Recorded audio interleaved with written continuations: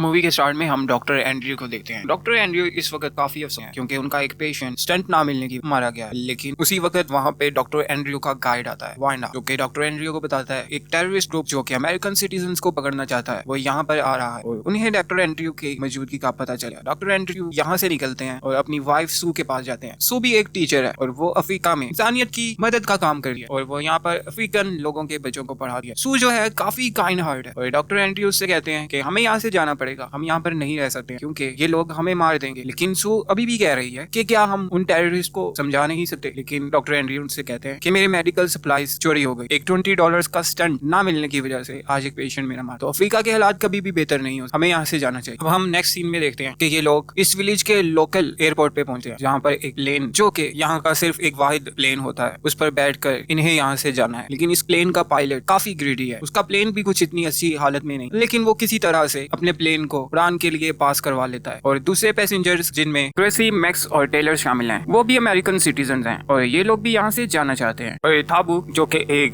Black man है, वो in American citizen का गाइड है। थाबू काफी काइंड हार्ट। यहाँ पे लास्ट दफा सू वांडा को सी ऑफ करती है और वांडा उससे अफसोस करता है कि उनके मुल्क के टेररिस्ट की वजह से उन्हें यहाँ से जाना पड़ रहा है। तभी डॉक्टर एंड्रयू इस प्लेन के पायलट के पास जाते हैं जो कि काफी ग्रेडी है और उनसे पैसे ज्यादा मांगता है। तभी डॉक्टर एंड्रयू उसे पहचान लेते हैं और उसे कहते हैं कि तुम वही पायलट हो जिसने मेडिकल सप्लाईज लेके आनी, लेकिन तुम नहीं लाए और तुम्हारी वजह से मेरे कई पेशेंट्स मारे गए हैं और तुमने जो चीजें हमने वापस अमेरिका भेजी थी वो भी कस्टम ऑफिस से चोरी हो गई हैं। तो डॉक्टर एंड्रयू उसे समझाने लगते हैं। कहने का मकसद ये है कि डॉक्टर एंड्रयू और उनकी वाइफ काफी काइंड हार्ट है और वो हमेशा कोशिश करते हैं कि किसी ना किसी तरीके से उनकी वजह से लोगों का फायदा हो सके और वो चाहते हैं कि शायद पायलट ग्रुन उनकी बातों से मुतासिर हो। अब हम देखते हैं कि ग्रुन का प्लेन भी कुछ इतनी अच्छी हालत में नहीं है और वो ज्यादा वेट कैरी नहीं कर सकता, इसलिए ग्रुन सारे पैसेंजर से कहता है कि आपने मुझे सिर्फ अपने पैसे दिए हैं, सामान ले जाने के पैसे नहीं, तो आप लोग सामान नहीं लेके जा सकते। लेकिन इन लोगों के इंसिस्ट करने पर वो कहता है ओके ठीक है, लेकिन आप लोगों को अपना सामान अपनी लैब्स पर रखना होगा, तो तभी आप जा सकते हैं। अब हम देखते हैं कि ये सब लोग अपना सामान लेकर उस प्लेन में बैठ जाते हैं, जो प्लेन कम और टीन का दबाव ज्यादा लग रहा है। लेकिन खैर टेररिस्ट से बचकर इन्हें यहाँ से किसी न किसी तरह से जाना है क्योंकि नेक्स्ट प्लेन हो सकता है कि एक हफ्ते बाद इनको मिले। ये यहाँ पर बिल्कुल नहीं रहना चाहते हैं। एक तरफ अफ्रीका के जंगल में जंगली जानवर और दूसरी तरफ एक टेररिस्ट ग्रुप, तो ये लोग उस प्लेन में बैठ जाते हैं। प्लेन उड़ान भरता है और ये लोग काफी मुतमईन है, अब तक हालात बहुत बेहतर है और ये लोग फ्लाइट में बैठे हैं। लेकिन कुछ देर गुजरने के बाद प्लेन वाइब्रेट करने लगता है। सब लोग पायलट से पूछते हैं कि ये क्या हो रहा है, लेकिन पायलट कहता है कि मैंने तकरीबन 1000 फ्लाइट्स उड़ाई हैं और पता नहीं कितने घंटे का टाइम बनता है, तो मैं जानता हूँ प्लेन को कोई मसला नहीं, आप लोग सीट बेल्ट बांध। लेकिन डॉक्टर एंड्रयू ग्रुन से कहते हैं कि मैं जानता हूँ कि तुम काफी ग्रीडी हो और तुमने प्लेन में वेट ज्यादा रखा है और वेट ज्यादा होने की वजह से ये प्लेन किसी भी वक्त क्रैश कर सकता है। लेकिन ग्रुन कहता है कि आप बैठ जाएं, आप मुझे प्लेन उड़ाने दें, आपका इस काम से कोई मकसद नहीं। तो अब हम देखते हैं कि कुछ ही सेकंड्स के बाद प्लेन बहुत ज्यादा वाइब्रेट करने लगता है और अचानक से उसमें आग लग जाती है और वो सीधा जमीन की तरफ गिरने लगता है और कुछ ही सेकंड्स में वो जमीन पर जा गिरता है और सीन यहाँ पर कट होता है। और नेक्स्ट सीन में अब हम देखते हैं कि प्लेन जो कि क्रैश कर चुका है और कुछ पैसेंजर्स मारे गए हैं, या मैं कहूँ कि जो मारे गए हैं वो तो मारे गए और जो बच गए हैं वो क्या ही बच गए। तो डॉक्टर एंड्रयू बच जाते हैं। वो किसी तरह से हिम्मत इकट्ठी करके उठते हैं और अपने आसपास जली हुई चीजों को देखने लगते हैं। मैक्स वो भी बच चुका है और वो खुश होने लगता है कि मैं बच गया हूँ, आई मेड इट। लेकिन ये क्या ही बच गया है। इसके अलावा टेलर वो भी बच जाता है और मैक्स अपनी गर्लफ्रेंड को देखने लगता है, क्रेसी, जो कि मौके पर ही मारी जा चुकी है। वो क्रैश में सर्वाइव नहीं कर पाई है। लेकिन बाकी लोग पायलट, ग्रुन और थाबू बच चुके हैं। अब एंड्रयू अपनी वाइफ सू को देखता है। सू तो बहुत बुरी हालत में है, उसे काफी ज्यादा चोट लगी है। एंड्रयू उससे उसका हाल पूछता है। सू जो कि सामान के नीचे स्ट्रक है और उसका पैर टूट चुका है। एंड्रयू उसे वहां से बाहर निकालना चाहता है, लेकिन सू यहाँ पे पूरी तरह से फंस चुकी है, एंड्रयू उसे बाहर नहीं निकाल सकता है। अब हम देखते हैं कि उसी वक्त यहाँ पे ग्रुन आता है और वो एंड्रयू से कहता है कि जोर मत लगाओ, सू पूरी तरह से फंस चुकी है, हमें ये सामान पीछे करना होगा, तभी सू बाहर निकल सकती है। तू तो काफी ज्यादा ब्लीडिंग कर। ग्रुन एंड्रयू से कहता है कि तुम्हारी वाइफ बहुत ज्यादा तकलीफ में है, तो तुम इस तरह करो कि इसे थोड़ी सी बियर पिला दो। लेकिन डॉक्टर एंड्रयू तो ऐसी चीजों से नफरत करते हैं। वो कहते हैं कि मैं डॉक्टर हूँ, मैं जानता हूँ कि मैंने अपनी वाइफ को किस तरह ठीक करना है, तो उसे बियर की कोई जरूरत नहीं है, तुम जाओ यहाँ से, तुम एक ग्रीडी इंसान हो और मेरे साथ बात मत करो, तुम्हारी वजह से हमारा प्लेन नीचे गिर चुका है। अब हम नेक्स्ट सीन में देखते हैं कि मैक्स अपनी गर्लफ्रेंड को यहीं पर इसी जगह पर प्लेन के पास दफना देता है ताकि जंगली जानवर उसे ना खा जाएं और ये लोग देखने लगते हैं कि आखिर हम कहाँ पर गिरे हैं। और तभी इन्हें पता चलता है कि 30 मिनट साउथ वेस्ट में इन्होंने उड़ान भरी थी और एक नाला रिजोर्ट क्रॉस किया था। तो नाला रिजोर्ट क्रॉस करके अब जिस एरिया में ये आए हैं यहाँ पर रहते हैं टाइगर्स, लायन, लेपर्ड्स और हाइनास। दोस्तों क्या आप जानते हैं कि हाइना जब अपने शिकार को देखता है या उसे खाने लगता है तो उस पर हंसता है, बहुत क्रीपी हंसी हंसता है और आमतौर पर उसे जिंदा ही खा जाता है। चले खैर आगे बढ़ते हैं। अब ये लोग काफी परेशान हैं और ये जानते हैं कि अगर ये रात रात को यहाँ पे रुके तो फिर इनकी खैर नहीं। इस वक्त ये जंगल जो कि एक डेजर्ट की तरह है, काफी गर्म है, तो जंगली जानवर इस वक्त शिकार नहीं करेंगे। लेकिन रात होते ही इनकी खैर नहीं, तो इन्हें जरूर कुछ ना कुछ करना होगा। तो अब डॉक्टर एंड्रयू के अलावा बाकी सब लोग प्लान बनाते हैं कि वो नियर विलेज की तरफ जाएंगे, जो कि यहाँ से तकरीबन थोड़ा सा ही दूर है, तकरीबन 30 मिनट। तो वो ऐसा करते हैं कि साउथ ईस्ट की तरफ चल पड़ते हैं। और पायलट कहता है कि मैं पूरी तरह से श्योर हूँ कि साउथ ईस्ट की तरफ वो विलेज आ जाएगा। लेकिन मैक्स उससे कहता है कि हम जिस जगह पर गिरे हैं और 30 मिनट हमने फ्लाइट भरी थी और हम नाला रिजोर्ट की ऑपोजिट साइड पे हैं, तो तुम गलत डायरेक्शन में जा रहे हो, तुम्हें उस तरफ नहीं जाना चाहिए, हमें साउथ वेस्ट पर ही जाना चाहिए, वहां पर ही करीबी विलेज है। लेकिन ग्रुन उसकी बात नहीं मानता है। ग्रुन के पास गन है और एक नाइफ भी है, इसलिए यहाँ का बॉस इस वक्त तो वही है। और वो सबसे कहता है कि अगर तुम लोग अपनी जान बचाना चाहते हो तो मेरे साथ चलो। लेकिन डॉक्टर एंड्रयू, जिनकी वाइफ सू इस वक्त बहुत ज्यादा हर्ट है और वो चल नहीं सकती है, तो डॉक्टर एंड्रयू उसके पास रहने का फैसला कर। सब लोग डॉक्टर एंड्रयू से कहते हैं कि तुम्हें यहाँ से चलना चाहिए, लेकिन सू से कहती है कि हमें हमारी डेस्टिनी पर भरोसा है, हमें फेथ है खुदा पर कि वो हमें बचा लेगा। और डॉक्टर एंड्रयू अपनी वाइफ से बहुत ज्यादा प्यार करते हैं, वो भी यहाँ पर रुकना चाहते हैं अपनी वाइफ के पास। और वो उनसे कहते हैं अगर विलेज सिर्फ 30 मिनट दूर है तो तुम लोग जाओ और मदद लेकर आओ, मैं यहाँ पे अपनी वाइफ का ख्याल रखूंगा। सब लोगों के काफी इंसिस्ट करने के बावजूद डॉक्टर एंड्रयू यहाँ से जाना नहीं चाहते हैं। अब नेक्स्ट सीन में हम देखते हैं कि ये सब लोग उस नियर बाय विलेज की तरफ चल पड़ते हैं और डॉक्टर एंड्रयू और उनकी वाइफ सू टूटे हुए प्लेन में बैठे मदद का इंतजार करने लगते हैं। सू तो बिल्कुल ही हिम्मत हार चुकी है, ऐसा लगता है जैसे वो सिर्फ और सिर्फ मदद का या मौत का इंतजार कर रही है। और तभी हम देखते हैं कि जंगली जानवर उनके करीब आना शुरू हो गए हैं। हालांकि ये दिन का वक्त है, लेकिन वो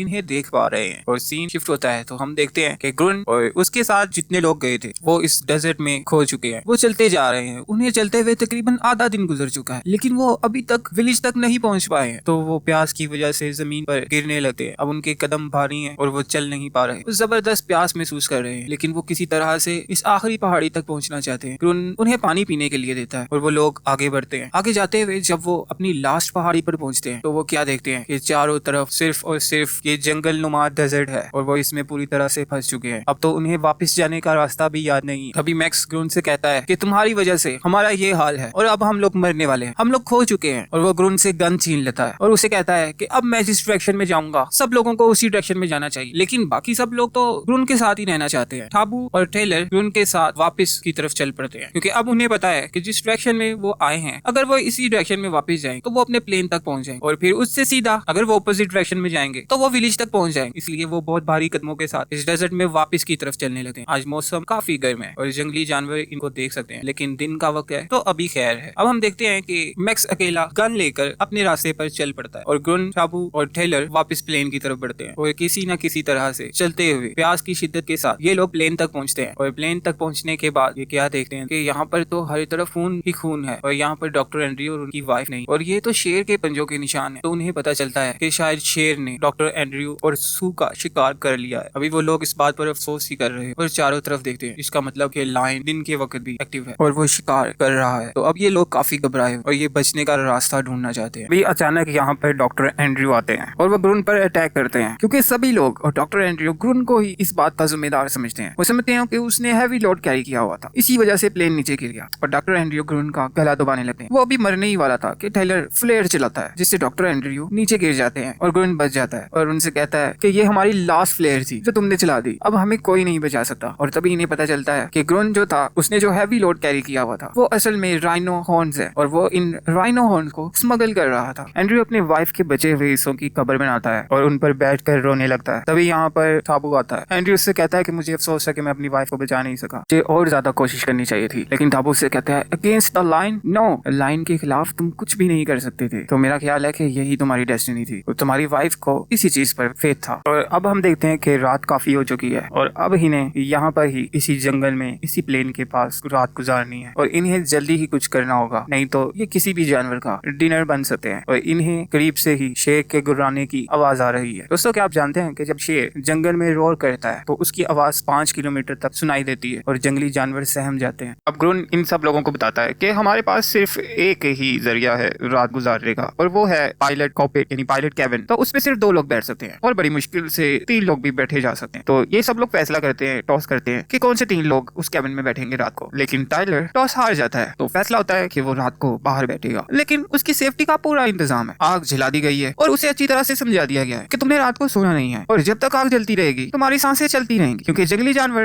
रात को बड़े खतरनाक हैं और वो तुम्हें नहीं छोड़ेंगे। तो ऐसा ही होता है। ये तीनों लोग कैबिन में बैठ जाते हैं और टाइलर बाहर आग जलाकर बैठ जाता है। अब ये लोग लोग सिर्फ रात गुजरने का इंतजार कर रहे हैं। सुबह होते ही इन्होंने उस विलेज की तरफ चले जाना है क्योंकि अब इन्हें उस विलेज की डायरेक्शन का पता है। रात को अचानक ग्रुन पिस करने के लिए बाहर आता है तो एक स्नेक इनके कैबिन के अंदर घुस जाता है और तभी ग्रुन देखता है कि टाइलर तो सो रहा है। तो ग्रुन उसे कहता है कि जागो और आग जला लो, अच्छे तरीके से आग जलाओ क्योंकि अगर आग बंद हो गई तो फिर अब ग्रुन वापस कैबिन के अंदर चल जाता है। और कुछ देर बाद हम देखते हैं कि टाइलर जिसे काफी नींद आ रही वो सो जाता है और आग बंद हो जाती है और कुछ ही सेकंड्स के अंदर हमें अंधेरे में कुछ आंखें जलती हुई नजर आती हैं और वहां पर शेर आते हैं। जैसे ही वो टाइलर पर हमला करते हैं तो काफी ज्यादा आवाज होती है और बाकी सब लोग उठ जाते हैं। एंड्रयू काफी काइंड नेचर का है, वो चाहता है कि हम बाहर निकल के टाइलर को बचाएं, लेकिन इतने ज्यादा शेर होने की वजह से वो कुछ नहीं कर सकते। ग्रुन उसे रोकता है लेकिन जैसे ही वो डोर खोलने लगता है तो एक शेर इस कैबिन के अंदर आने लगता है। शेर काफी ताकतवर होता है और वो इस कैबिन को पूरी तरह से तोड़ने लगता है, जिस पर ये लोग जोर लगाते हैं और तभी सांप टाबू को डस लेता है। लेकिन यहाँ से शेर तो चला जाता है। अब डॉक्टर एंड्रयू जो कि काफी माहिर हैं, वो टाबू की लेग पर रोप बांधते हैं और कट लगा के बहुत ज्यादा खून बहाते हैं, जिससे सांप का जहर तो बाहर निकल जाता है और टाबू बच भी जाता है। लेकिन हम देखते हैं कि जैसे ही सुबह होती है ये लोग बाहर निकलते हैं तो टेलर वहां पर नहीं होता और टाबू जो कि अब बिल्कुल चल नहीं सकता उसे एक सहारे के लिए स्टिक बना कर दी जाती है। और ये लोग अब फैसला करते हैं कि अब हम नियर बाय विलेज की तरफ चलते हैं क्योंकि दिन का वक्त है और अभी हमें कोई खतरा नहीं है। लेकिन एंड्रयू इतना सब कुछ देख चुका है, वो एक डॉक्टर है, अब वो बिल्कुल गिव अप कर चुका है और वो इनके साथ नहीं जाना चाहता। वो एक ट्री के साथ बैठ जाता है और कहता है कि यही मेरी डेस्टिनी है और मैं अपनी वाइफ के पास जाना चाहता हूँ, तो मैं यहाँ पर ही रहूंगा। तुमने आज बहुत से लोगों को जंगली जानवरों का डिनर बना दिया है तो तुम जाओ, तुम्हें जिंदगी मुबारक, मैं यहाँ ही रहूंगा। लेकिन ये लोग ग्रुन और टाबू थोड़ी दूर ही विलेज की तरफ चलते हैं तो इन्हें सामने से आती हुई एक कार नजर आती है। इनकी गुड लक, ये बहुत खुश होते हैं, ये तो बहुत अच्छी बात है कि कार आ रही है इस तरफ और ये लोग बच जाएंगे और एंड्रयू भी बच जाएगा। अब ये लोग चिल्लाने लगते हैं कार को अपने पास बुलाने के लिए। अब एंड्रयू की भी जान में जान आती है, वो भी खड़ा हो जाता है। लेकिन हम क्या देखते हैं दोस्तों कि कार सीधा एंड्रयू के पास आती है। ये तो वही टेररिस्ट है जो अमेरिकन सिटीजन्स को ढूंढ रहे थे और वो एंड्रयू को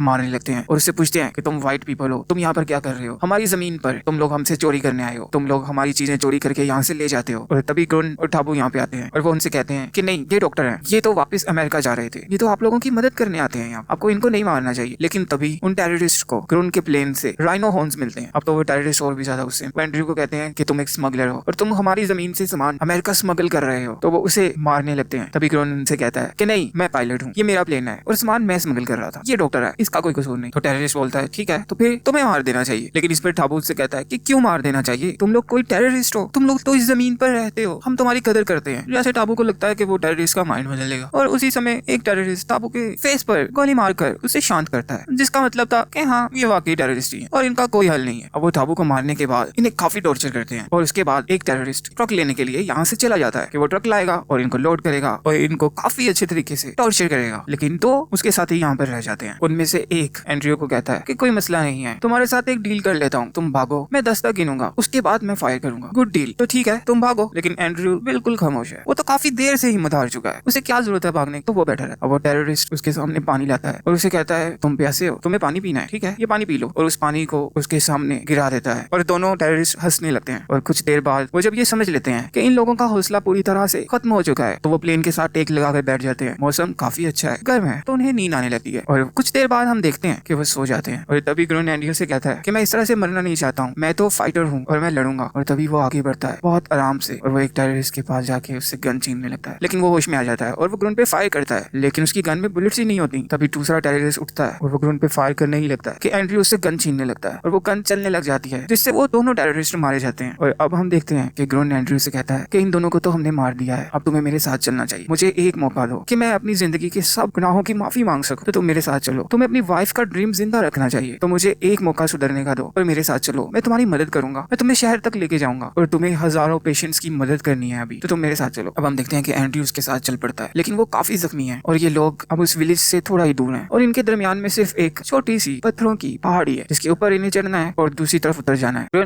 बार बार कोशिश करके एंड्रयू को उस पहाड़ी के ऊपर ले तो जाता है, लेकिन जैसे ही वो ऊपर पहुंचता है तो वो देखता है कि दूर से शेर आ रहे हैं जिन्हें शायद यहाँ से ब्लड की खुशबू आ रही है। तो शेर उस पहाड़ी के करीब आते हैं और वो ब्लड को सूंघने लगते हैं, लेकिन ये तो काफी हाइट पे है, इसलिए शेरों को पता नहीं चलता कि ये लोग यहाँ पे छुपे हैं। तो कुछ ही देर बाद हम देखते हैं कि वो वापस जाने लगते हैं, लेकिन अचानक से एंड्रयू और ग्रुन के सर पर ईगल्स मंडलाने लगते हैं और विंड चेंज होती है और वो शेरों की तरफ बहती है, जिससे शेरों को दोबारा से खून की खुशबू आती है और वो दोबारा से इस पहाड़ी की तरफ बढ़ते हैं। अब उन्हें पूरी तरह से भरोसा है कि ऊपर कुछ ना कुछ है खाने के लिए। अब वो बहुत जोर लगाकर एक शेर इस पहाड़ी पर चढ़ रहा है और एंड्रयू के हाथ पर एक बिच्छू आ जाता है और एंड्रयू बिल्कुल खामोश है, वो उसके एक बाजू से दूसरे बाजू पर और फिर एंड्रयू के फेस के ऊपर आ जाता है। अभी शेर जो कि नीचे ही ही है। वो देखना चाहता है कि ऊपर क्या है, लेकिन ग्रुन उस बिच्छू को हटाने के लिए जैसे ही उसे एंड्रयू के फेस से पीछे करता है तो एक पत्थर पहाड़ से नीचे गिर जाता है। अब शेर तो अच्छी तरह से जानता है ऊपर खाने के लिए कुछ ना कुछ तो जरूर, तो वो ऊपर चढ़ने लगता है। अब ग्रुन एंड्रयू का ब्लड अपने चेहरे पर और अपने जिस्म पर लगाता है और उससे कहता है कि देखो, मैंने जिंदगी में बहुत से बुरे काम किए हैं, लेकिन मैं एक आखिरी काम करके अपने गांव का प्रायश्चित करना चाहता हूँ। तो मैं तुम्हारे खून की खुशबू लेके यहाँ से भागूंगा और मेरे साथ प्रॉमिस करो कि तुम जरूर उठोगे और तुम विलेज में चले जाओगे जो कुछ ही दूर है और अपनी वाइफ के ड्रीम को जिंदा रखोगे। तो ग्रुन ऐसा ही करता है, उसका ब्लड अपने फेस के ऊपर लगाता है, अपने जिस्म के ऊपर लगाता है और वो इस पहाड़ से नीचे उतर जाता है और कुछ ही सेकंड्स में शेर उसे पकड़ लेता है। अब सीन शिफ्ट होता है और हम देखते हैं कि एंड्रयू जो कि अपनी तरफ से तो गांव की तरफ ही जा रहा है, लेकिन वो सर्कल्स में घूम रहा होता है और फिर वो नीचे गिर जाता है। उसे बहुत ज्यादा प्यास लगी है। तभी वो देखता है कि दूर से हाइनास भागते हुए उसकी तरफ आ रहे हैं। हाइनास उसे खाना चाहते हैं और वो एंड्रयू को देखकर हंसने लगते हैं। ये काफी क्रीपी हंसी होती है। तो एंड्रयू आसमान की तरफ मुंह करता है और कहता है, बस क्या यही मेरी डेस्टिनी थी कि मुझे मुर्दाखोरों के तीर्थ नसीब होने थे मरने के लिए? अगर मुझे मारना ही था तो कम से कम एक शेर तो होना चाहिए था। और एंड्रयू बहुत गुस्से में दोबारा से हिम्मत इकट्ठी करता है और हाइनास की तरफ भागने लगता है एक स्टिक पकड़ के। और तभी हम देखते हैं कि वहां पर अचानक से ठंडर गिरती है जिससे हाइनास तो डर के भाग जाते हैं और बारिश होना शुरू हो जाती है। एंड्रयू वहां पर लेट जाता है और पानी पीने लगता है और कुछ देर बाद वो बेहोश हो जाता है और सीन शिफ्ट होता है। तो हम देखते हैं कि एंड्रयू की वाइफ उसके पास चल के आ रही है और वो उसे उठने के लिए कहती है, लेकिन जैसे ही एंड्रयू उठता है तो ये वांडा होता है, एंड्रयू का गाइड, जिसने शुरू में एंड्रयू को आके बोको टेररिस्ट ग्रुप के बारे में बताया था। तो वो एंड्रयू को रेस्क्यू कर लेता है और एंड्रयू को यहाँ से ले जाने लगता है। इसका मतलब था कि एंड्रयू अब सेफ है और वो विलेज में पहुंच जाएगा। तो यहाँ पर हमारी मूवी की स्टोरी खत्म हो जाती है।